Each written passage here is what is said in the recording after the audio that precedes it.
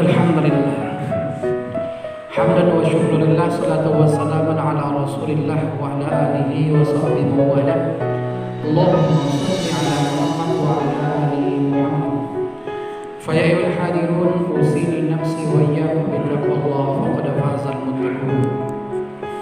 قال الله تعالى في القرآن الكريم بسم الله الرحمن الرحيم ومن أحسن قولا ممن دعا إلى الله وعمل صالحا وقال إنني من المسلمين.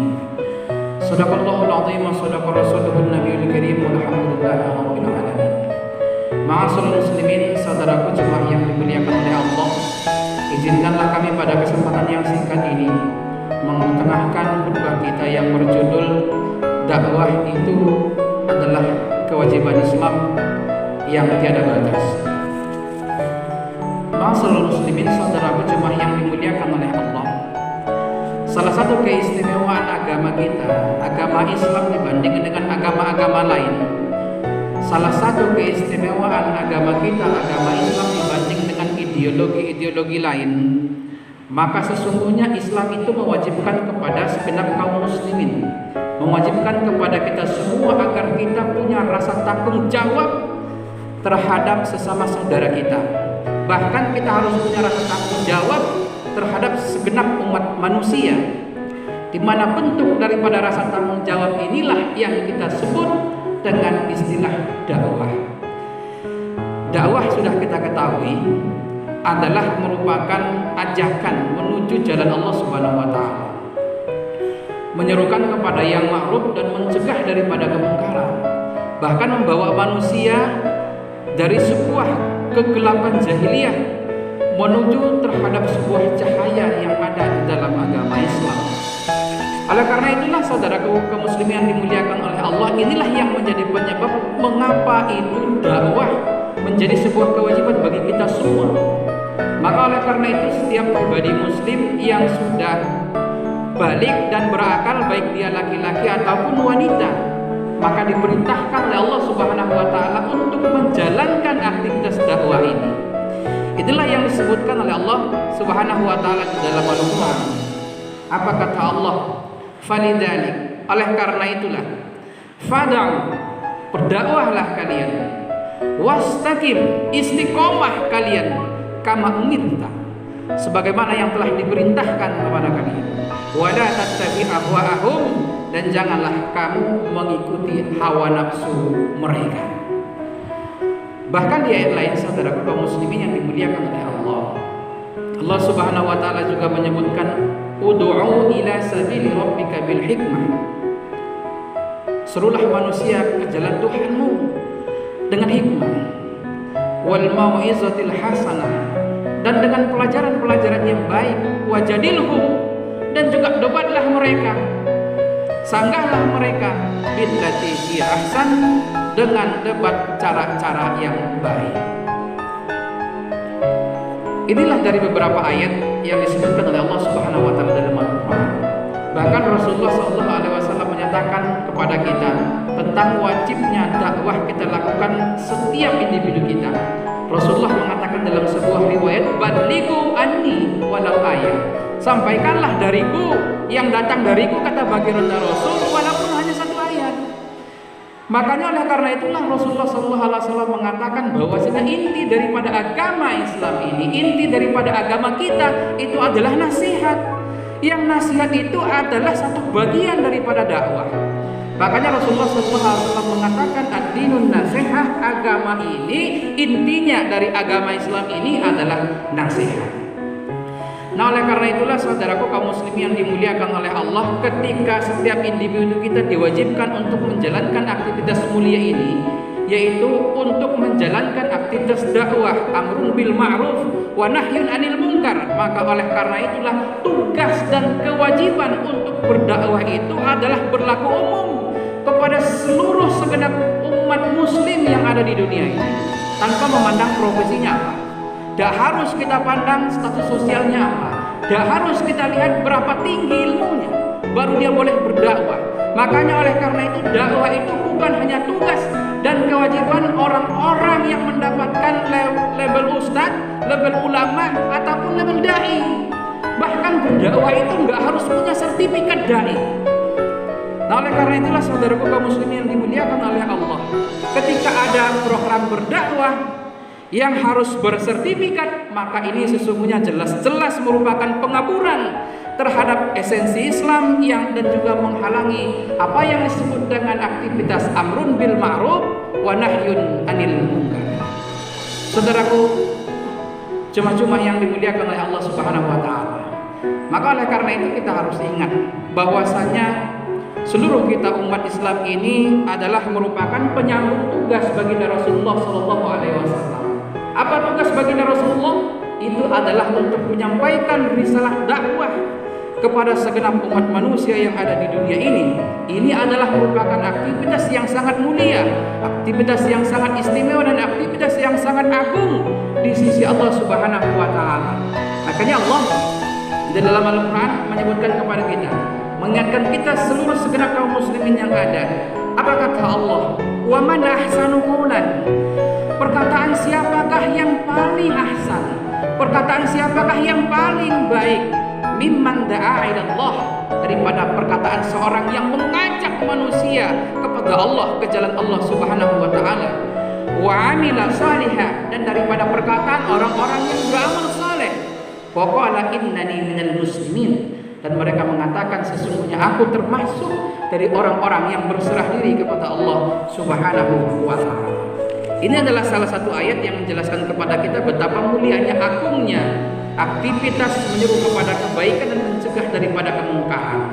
Nah, oleh karena itu mengenai ayat ini, seorang ulama kita yang bernama Imam Hasan Al-Basri justru menjelaskan tentang maksud daripada ayat ini. Wa man ahsanu qawlan mimman da'a ila Allah wa 'amila salihan wa qala innani minal muslimin. Beliau mengatakan siapa saja yang menyeru umat manusia kepada jalan Allah Subhanahu wa taala, maka sesungguhnya mereka itulah yang termasuk ke dalam golongan kekasih Allah. Mereka itulah yang termasuk ke dalam golongan wali-wali Allah dan juga manusia pilihan Allah Subhanahu wa taala. Bahkan Imam Al-Hasan Al-Basri mengatakan mereka adalah penduduk bumi yang paling dicintai oleh Allah Subhanahu wa taala karena aktivitas dakwah yang mereka lakukan, yang mereka serukan kepada segenap umat manusia yang berada di muka bumi Allah Subhanahu wa taala ini. Inilah kemuliaan saudaraku yang diberikan oleh Allah Subhanahu wa taala kepada siapapun yang mau mengambil peran ini, kewajiban yang telah ditetapkan oleh Allah untuk menyampaikan dakwah di tengah-tengah segenap umat manusia. Bahkan Rasulullah SAW mengatakan, man da'a ila huda, barang siapa yang mengajak kepada sebuah hidayah, kana lahu min ajrin, maka dia akan memperoleh pahala mislu ujuri man tabi'ahu, sama persis seperti pahala orang-orang yang mengikut dia. La yunqasu min ujurihim syai'a, dan tidak akan dikurangi pahalanya sedikit pun dari orang-orang yang mengikutnya. Oleh karena itu, saudaraku jemaah hadirin yang dimuliakan oleh Allah Subhanahu wa taala, ketika dakwah menjadi sebuah kewajiban yang harus senantiasa kita realisasikan dalam kehidupan, maka sebaliknya ketika kita meninggalkan dakwah, tidak mau melaksanakan aktivitas amrun bil ma'ruf wa nahyun 'anil munkar, maka sesungguhnya kita akan memperoleh malapetaka dari Allah Subhanahu wa taala. Kenapa kita memperoleh malapetaka? Karena kita membiarkan kezaliman. Kita justru membiarkan kemungkaran itu terjadi di depan mata kita. Padahal Allah Subhanahu wa taala telah memerintahkan kepada kita. Baginda Rasulullah sallallahu alaihi wasallam telah memerintahkan kepada kita agar kita mencegah, bahkan menghentikan setiap kemungkaran yang ada di depan mata kita. Oleh karena itulah dalam sebuah riwayat, saudaraku jemaah yang dimuliakan oleh Allah, Rasulullah sallallahu alaihi wasallam mengingatkan kepada kita dampak ketika kita menjauhkan diri kita dari dakwah, tidak mau mengambil aktivitas amrun bil ma'ruf wa nahyun 'anil munkar. Malapetaka yang disebutkan oleh baginda Rasul dalam sebuah riwayat dikatakan, walladzi nafsi biyadihi, demi jiwaku yang berada di dalam genggamannya, kata baginda Rasul, la ta'murunna bil ma'ruf, hendaklah kalian mengajak kepada kebaikan, wa la tanhauna 'anil munkar, dan hendaklah kalian mencegah manusia daripada kemungkaran. Aw la yusikunnallaha yab'atsu 'alaikum iqaban minhu, atau kalau tidak kalian melakukan amrun bil ma'ruf 'anil munkar, maka sesungguhnya Allah akan menurunkan azabnya kepada kalian.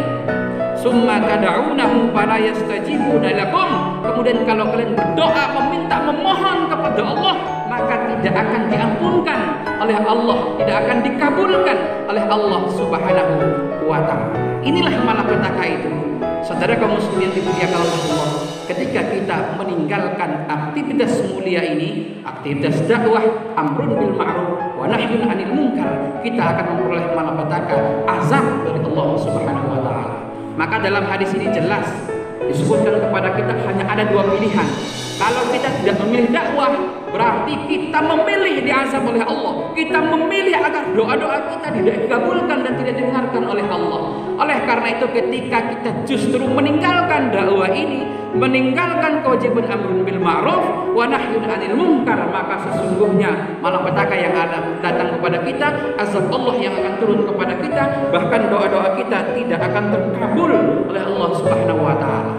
Oleh karena itulah, ketika ini kewajiban kita tinggalkan, dakwah tidak kita lakukan, merupakan sebuah dosa kepada kita.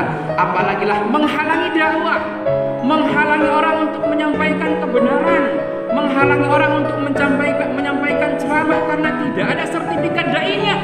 Maka sesungguhnya ini justru lebih besar dosanya daripada orang yang tidak mau menjalankan aktivitas amrun bil ma'ruf wa nahyun 'anil munkar yang kita sebut dengan istilah dakwah. Maka tidak boleh menghalangi orang untuk berdakwah kalau tidak ada sertifikat dai. Maka harus kita ingat, saudara kaum muslimin dimuliakan oleh Allah, apa yang disebutkan oleh Allah di dalam Al-Quran, Allah la'natullah 'ala zalimin. Ingatlah, laknat Allah akan datang kepada orang-orang zalim yang membiarkan kezaliman, tidak mau amrun bil ma'ruf, ogah terhadap nahyun 'anil munkar, menghalangi orang untuk berdakwah, membatasi orang untuk menyampaikan kebenaran. Kata Allah, laknatullah 'ala zalimin. Karena orang seperti ini termasuk ke dalam kategori orang-orang yang zalim. Alladzina yasudduna an sabilillah wa yabghunaha 'iwaja wa hum bil akhirati hum kafirun. Ulaika lam yakunu mu'jizina fil ard wa ma kana lahum min dunillahi min awliya yudha'afu lahumul 'adzab. Maka sesungguhnya orang-orang yang menghalangi, orang-orang yang zalim itulah orang-orang yang menghalangi dari jalan Allah Subhanahu wa taala. Mereka ingin manusia berada di jalan yang bengkok. Mereka itulah orang yang tidak meyakini terhadap adanya hari akhir, dan mereka itu tidak mampu menghalang-halangi Allah untuk memberikan azab terhadap mereka di muka buminya ini. Sekali lagi, tidak ada bagi mereka pertolongan selain dari pertolongan Allah Subhanahu wa taala, dan bagi mereka adalah dilipat gandakan oleh Allah siksanya di alam dunia ini. Ma'asyiral muslimin, saudaraku jemaah-jemaah yang dimuliakan oleh Allah, inilah sekilas khutbah singkat yang dapat kita sampaikan pada kesempatan kali ini. Yang harus kita ingat bahwa sesungguhnya aktivitas dakwah itu adalah merupakan kewajiban yang tiada batas, unlimited, tidak boleh dibatasi. Walaupun melalui kertas sertifikat, tidak boleh. Kenapa? Karena dakwah adalah kewajiban yang ditetapkan oleh Allah Subhanahu wa taala, merupakan aktivitas yang sangat mulia, merupakan aktivitas para kekasih Allah, aulia Allah, dan orang-orang pilihan Allah Subhanahu wa taala. Semoga kita termasuk di dalamnya dan terhindar daripada orang-orang